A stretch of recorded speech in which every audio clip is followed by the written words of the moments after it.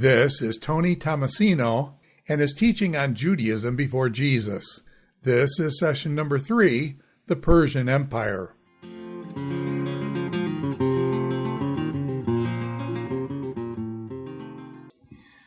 So when we get to the end of the Old Testament, we find that the Jews are part of the realm of a people known as the Persians.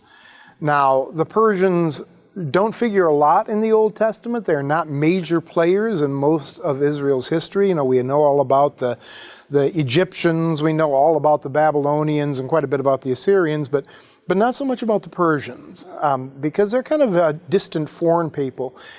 Distant also in terms of their ethnicity. The Persians are a part of a group of Indo-Aryan people who migrated into the Middle Eastern lands and sort of settled down there to stay.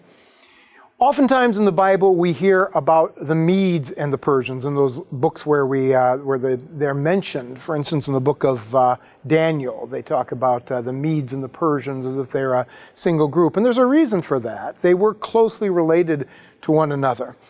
But chronologically speaking, the Medes precede the Persians. And so the kingdom of the Medes, as you can see from the map here, was really quite large and rivaled many of the other kingdoms of the day. The Medes arrived in Iran circa about 1500 BC. And we know this because of archaeological remains.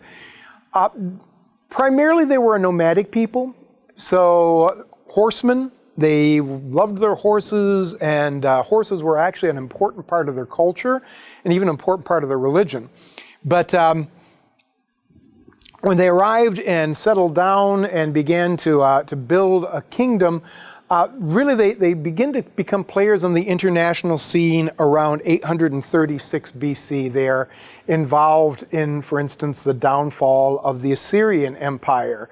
And they were players in that whole event as well.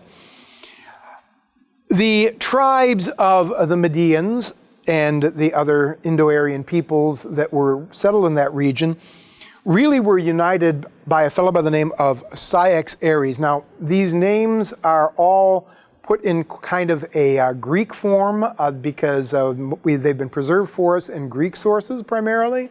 So the original names, of course, are pronounced a little bit different from this.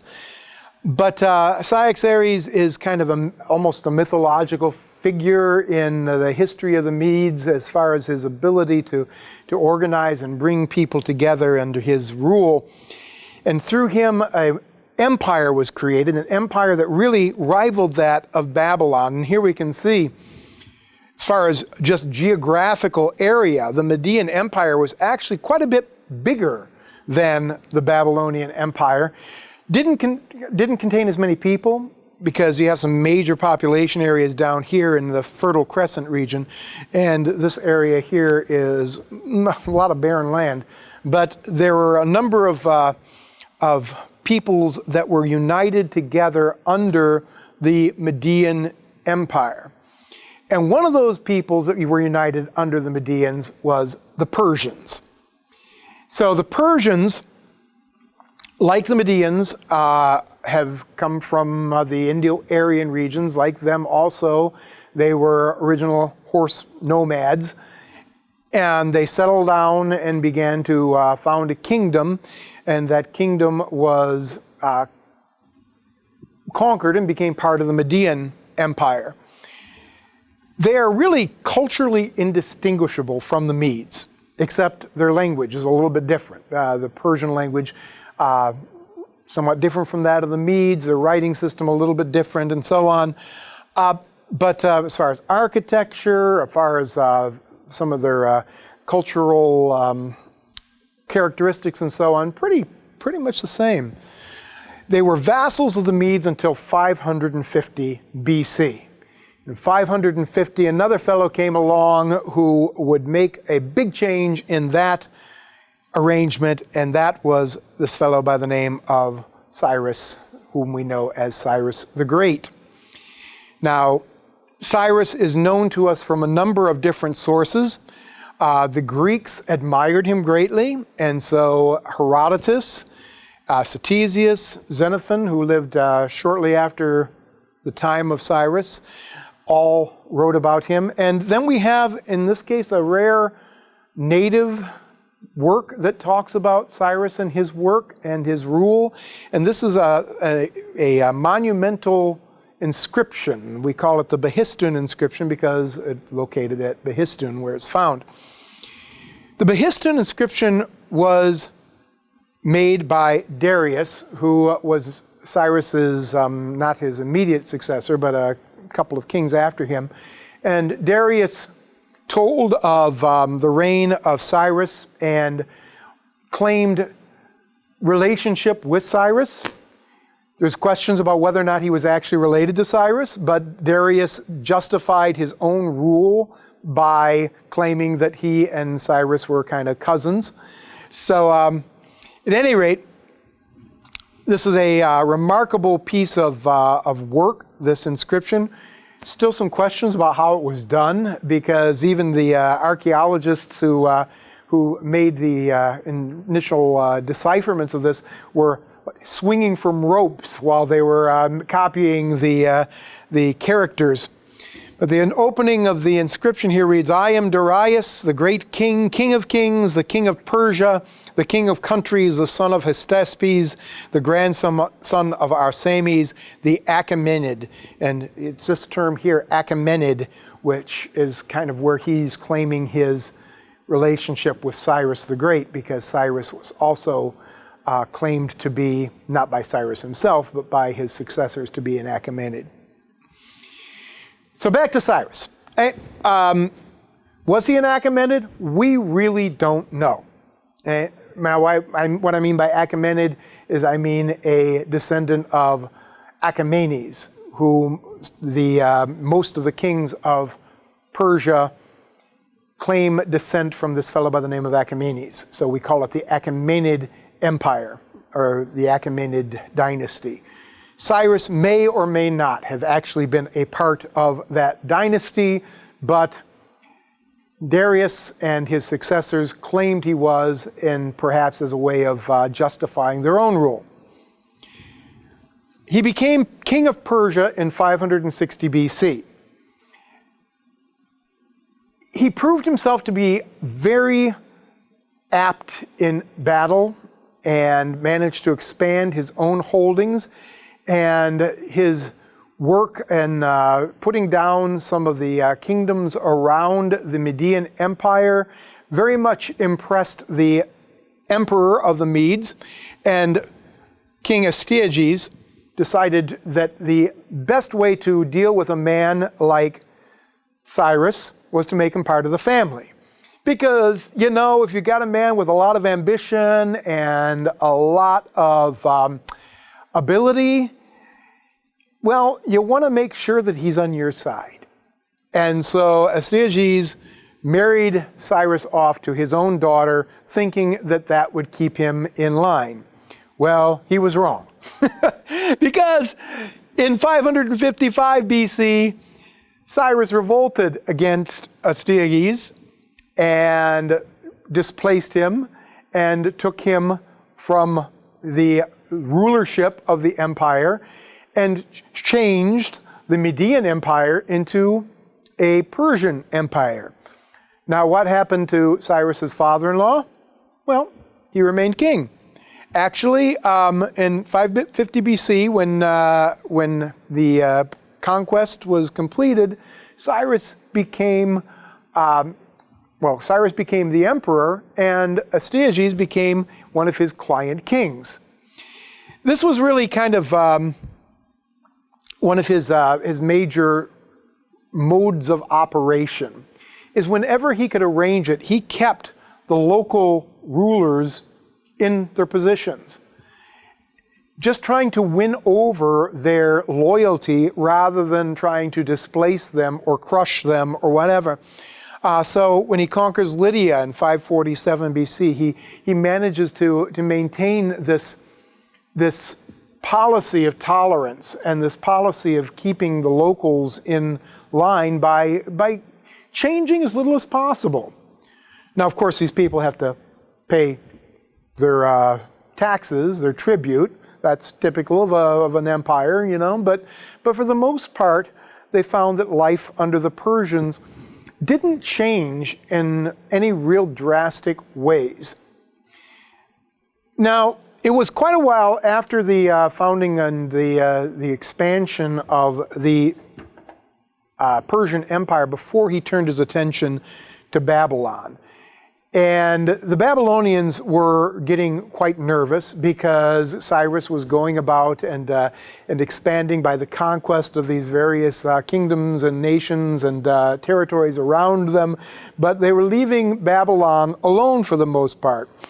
But all this time, Cyrus was conducting a different kind of war. He was conducting what we might call a propaganda war. Cyrus was, in a sense, a master of propaganda. He had announced to the Babylonians through his messengers that he was coming there not as a conqueror, but as a liberator. He portrayed himself as the friend of the gods. We really don't know what Cyrus's religion was, by the way. We assume that it was probably this kind of typical Iranian polytheism that was pretty prominent before the rise of Zoroastrianism, which I will get to in a minute. But one of the things that helped Cyrus out here was the great unpopularity of the last king of Babylon, who was a fellow by the name of Nabonidus. Now, here's the real problem with Nabonidus. Okay, you've got this ambitious, competent king who's conquering everything all around you, and what does Nabonidus do? He takes a vacation. We really don't know where Nabonidus was when Cyrus actually conquered Babylon. But what we do know is that Nabonidus had pretty much managed to make everybody angry with him before he left. Main reason was because he was a religious reformer. See, the chief god of Babylon was a fellow by the name of Marduk. And by the time we get into the Old Testament, not to be confused with Marmaduke, by the way, that's a big dog in the comics. But Marduk was a storm god. Okay? And by the time really of Cyrus, the most of the Babylonian religious texts were identifying Marduk as kind of like the epitome of all gods. And it's really kind of remarkable reading some of the texts from this period because it's almost like bordering and kind of almost a monotheism with their devotion toward Marduk as being the epitome of all the other Greek, Babylonian gods rather. And but Nabonidus isn't having that. Nabonidus, instead of being devoted to the god Marduk, who has been traditionally the god of the Babylonian peoples, instead throws himself to the worship of the moon goddess Sin. And he begins to disenfranchise the temples of Marduk. And he begins to throw money into the temples of the moon goddess. Now, this, of course, was great for the people who were the devotees of the moon goddess, not so great for the common people who loved Marduk. You can imagine what it would be like if the President of the United States were to announce, from now on, we're going to be Buddhists in this country. Buddhism is the religion of the United States, and doggone it, we're going to give Buddhists all kinds of tax breaks, and everybody else is going to have to start paying their fair share. And that's kind of like what happened in Babylon with Nabonidus. And so Cyrus made friends with the priests of Marduk, and he told them what a shame it was that their god was being neglected and that the people's religion was being trampled underfoot by Nabonidus. And so he portrays himself as essentially the great liberator. He is going to liberate the people of Babylon from the incompetence and the apostasy of Nabonidus. Interesting, of course, the word also got out to Judah because in the book of Isaiah, in Isaiah chapter 45, we read about Cyrus, who is going to be the great deliverer, anointed by the Lord to bring the people of Judah out of their captivity as well. But Cyrus had a dream, and he records this on one of his texts, where he says that the god Marduk appeared to him in his dream and said, "Please come and rescue my people from this impious impostor Nabonidus. Please come and set them free and restore me, Marduk, to my proper place." So, October 29th, 539 BC, Cyrus marched into Babylon. We don't know how exactly this happened. There are possibilities. One account says that he diverted a river, and that by diverting the river, he managed to enter into Babylon. And this was questioned quite a bit because it was thought that the rivers were too deep, but recent excavations have actually shown that it may have been possible, that the rivers was the river that went under the gates of Babylon and through the city was actually about 12 feet deep, and that in certain areas it would have been possible to actually ford that river and maybe to cut off the waters. So that's one possibility. Another possibility is he had help on the inside, because we certainly wouldn't put it past the priests of Marduk to have opened the gates and just kind of left them open. You know, oh gee, did we forget to lock that gate? Well, dear us, you know. But at any rate, Babylon was taken with very little bloodshed and hailed Cyrus as, again, their liberator. This is a text called the Cyrus Cylinder, and records, it was found and has been deciphered, and records his words really to the people of Babylon. He says, "I am Cyrus, the king of the globe, the great king, the mighty king, the king of Babylon, the king of the lands of Sumer and Akkad, king of the something, 4 quarters of the earth, the son of Cambyses, the great king, king of Anshan, grandson of Cyrus, the great king, king of Anshan, descendant of Tespes, the great king, king of Anshan, progeny of an unending royal line." One thing you notice here, he doesn't mention anything about Achaemenes. So, you know, okay, but anyway, whose rule the gods Bel, that's Marduk, and Nabu, another traditional Babylonian god, cherish, whose kingship they desire for their hearts and pleasures. When I, well disposed, entered Babylon, I had established a seat of government in the royal palace of the ruler amidst jubilation and rejoicing. Probably not really an exaggeration. Marduk, the great god, induced the magnanimous inhabitants of Babylon to love me, and I sought daily to worship him when my numerous soldiers in great numbers peacefully entered Babylon and moved about undisturbed in the midst of Babylon. I did not allow anyone to terrorize the peoples of the land of Sumer and Akkad.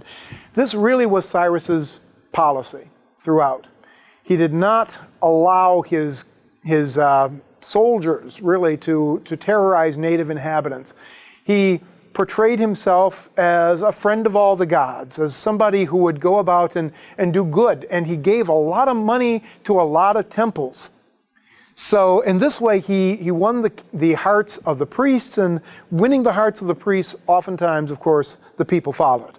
And as to the inhabitants of Babylon, who against the will of the gods were enslaved, I abolished the corvée, which was against their social standing. I freed all slaves.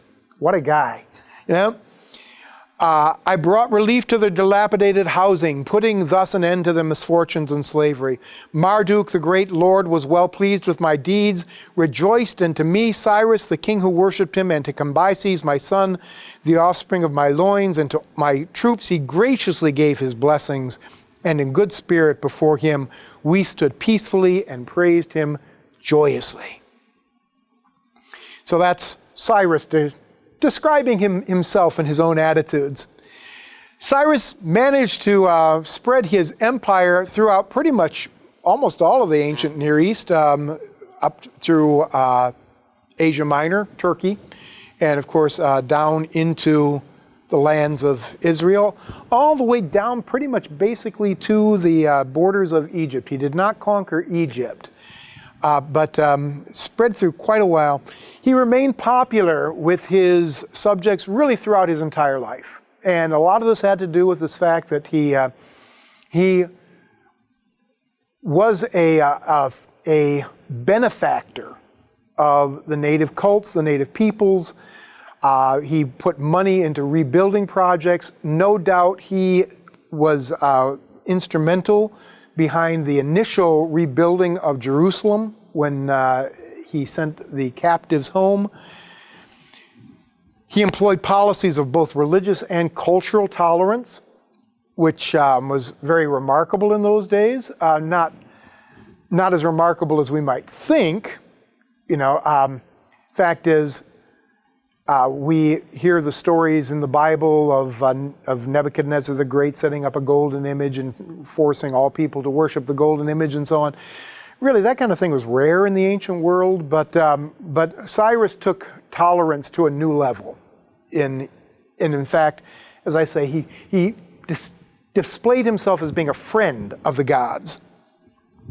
Cyrus was not a great organizer. Now, he really held his empire together by the force of his own charisma. And so he didn't build the structures that would assure its continued success. That would go to another king to do that. We really don't know precisely when he died. We really don't know how he died. Most believe he died in 530 in battle against a group called the Scythians, who are kind of a northern people who were very, very warlike and caused a lot of trouble on the northern borders of the empire. But Cyrus's tomb was actually very simple and unadorned. For somebody who had accomplished as much as he had accomplished, you would have thought he would have some kind of a great, some kind of a monument that would really catch the eye and be imposing. But no, it was really actually quite simple. And he, according to the Greek records, there was a rather simple inscription that said something to the effect that here lies Cyrus, I conquered the world, so please don't begrudge me my little monument here. So, and really, it was kind of a rather small and modest monument, and for such a great man, a kind of a fitting, simple tribute.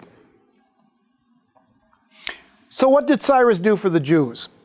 Well, in Isaiah 45, he's described as the anointed of the Lord, God's chosen deliverer. And in that same chapter of the book of Isaiah, it says, even though you do not know me, I have held your hand, and I am going to lead you and give you success. So the Lord acknowledges that Cyrus was not a Yahwist. He was not a worshiper of the Lord, and yet God blessed his work because he was doing the work of the Lord. His policies allowed the Jewish captives from Babylon to return to Jerusalem. The original wave of the repatriates was probably pretty small, but even so, this began to lay the foundation for rebuilding the land of Judah and particularly the city of Jerusalem. Very likely, he had intentions of rebuilding the temple in Jerusalem and had provided funding and provided personnel to do that, but it was not completed in his lifetime, and we don't know why not, frankly. It's kind of a strange sort of mystery. So Sheshbazzar, who was sent, was a member of the royal family, and no doubt when Sheshbazzar arrived in Jerusalem, there was a sense among the people that the days of glory were about to be restored and that the royal line of David was going to come back and there were going to be a kingdom again, but it didn't happen. Sheshbazzar kind of just disappears. And so, and the temple is not completed in his reign and not completed until really quite a bit later. Again, very likely Cyrus provided state funds for the rebuilding of Jerusalem, but perhaps the most important thing is he made the opportunities available for the Jewish people to begin to form a nation again and to see themselves as a people again who have hope and a future. One of the things we should bear in mind about this period, though, is that all things did not go smoothly when you have this influx of people coming back from Babylon. You think about what happened here. Okay? So, 587, 586 BC, Babylonians conquer Jerusalem. They destroy much of the city. They destroy the city wall, many of the buildings. They destroy the temple. They take away all the rich and wealthy and influential people and carry them off to Babylon. Right?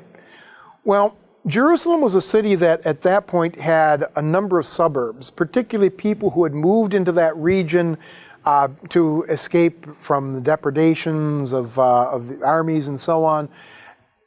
When the city of Jerusalem was suddenly depopulated, it didn't sit there empty.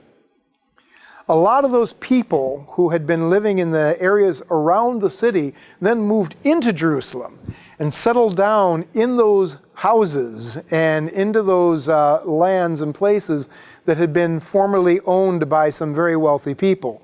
Well, now those people are coming back to Jerusalem and saying, we want our houses back. There was a lot of tension, a lot of social upheaval and disturbance going on in Jerusalem at that time. And this is the beginning of that friction between the people that were considered to be the wise ones, the good ones, the observant ones of the Jews, and the people of the land. A number of remarkable things happen here. One of the things that happened is when these people had been up here in Babylon, they had been acculturated to some extent. Now, I've talked a little bit already about how they kind of drew in their ranks and looked to one another for support, and they're way out there in a foreign land. They're trying to preserve their identity, and they're building these structures to make sure they maintain their identity. But on the other hand, they got to live in that place. So what do? Well, they begin to adopt the language of the people up there. Aramaic becomes the language of the people who are educated, the people who are wealthy. Now they come back down to Jerusalem where Hebrew is still being spoken among the lower classes. So you got this kind of strange bifurcation already. You can tell who are the upper class people versus who are the lower class people by the language they speak. And remarkably, it's the lower class people who are speaking Hebrew, not the upper class people. Hebrew eventually becomes like the scholar's language, but Hebrew continued to be a living language for quite a while. And even up until the time of Jesus, we can see that Hebrew was a spoken language still in that day in the marketplace, because we have bilingual inscriptions from things like balsam jars and things of this sort from that period. So the Hebrew language continued on, but Hebrew itself kind of had this bifurcation between the language of the common people, a kind of vulgar Hebrew, and then the language of the scholars, which eventually would become what we call the Mishnaic Hebrew. But that's a different story. So, again, under Cyrus, very likely the rebuilding of the temple started, but for some reason it screeched to a halt and would not be taken up again for some time. Now, after the days of Cyrus, we have almost the opposite state of affairs with his son Cambyses. Cambyses does not have a long reign. He reigned for several years, but Cyrus had named him his successor. We saw him named there in the Cyrus cylinder as his favored son, and he had been named as to take over after Cyrus's death. It's possible that Cambyses killed his own brother in order to secure his place to the throne. This again could be part of Greek propaganda. We don't know. But according to the story, he had a brother by the name of Bardia who was killed by Cambyses as a way of making sure that there would be no rivals. This Cambyses is also known by the name Smerdis, which is kind of funky.